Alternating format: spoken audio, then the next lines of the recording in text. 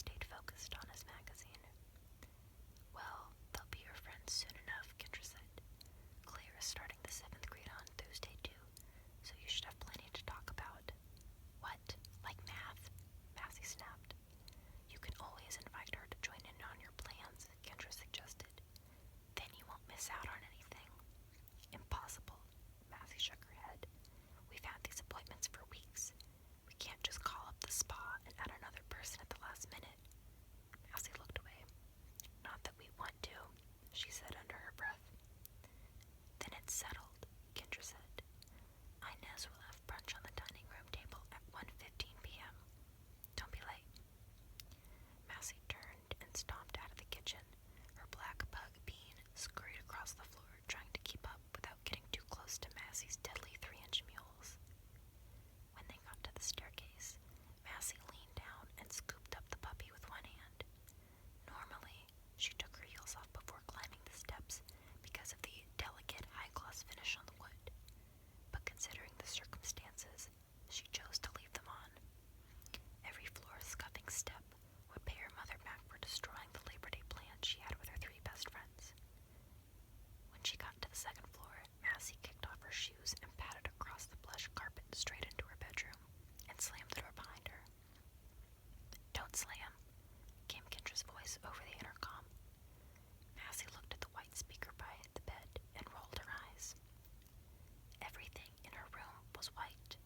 The leather shades by the bay window, the sheepskin rug, the painted brick walls, the dozen fresh tulips, and her flat screen Mac. Her friends called it the iPad. She designed it that way after she stayed in the presidential suite at the Mondorian in Los Angeles. The only color in the enormous hotel room had come from the decorative green apple in the middle of the white marble coffee table. She loved how crisp and orderly everything looked. But just the other day, she'd read in a British gossip magazine that purple was the official color of royalty, which explained the brand new mauve Calvin sheets on her bed. She'd been hoping to buy more in the Queen's color during her Labor Day shopping spree, but that was no longer an option. Massie lifted her dog in the air so their eyes could meet.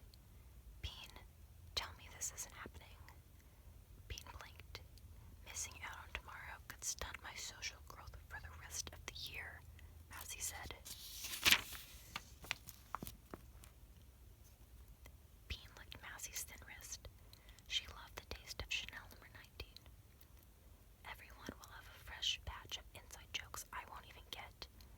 I'll just have to smile like a good sport while everyone laughs and says, "Oh, you just had to be there."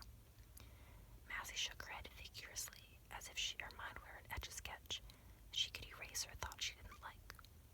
And you know Dylan will buy the YSL lip markers I put a yes sticker on in Lucky, she said. And you want to know why this is happening? Massie continued. She didn't wait for Bean's reaction, so I can meet some girl from Orlando who's going to be living here for a year. I mean, what's the urgency? She's not going anywhere. Massie paused and searched her brain for a reasonable explanation. Unless, of course, she has a life-threatening illness. Bean yelped. And if she does, Massie let out a heavy sigh.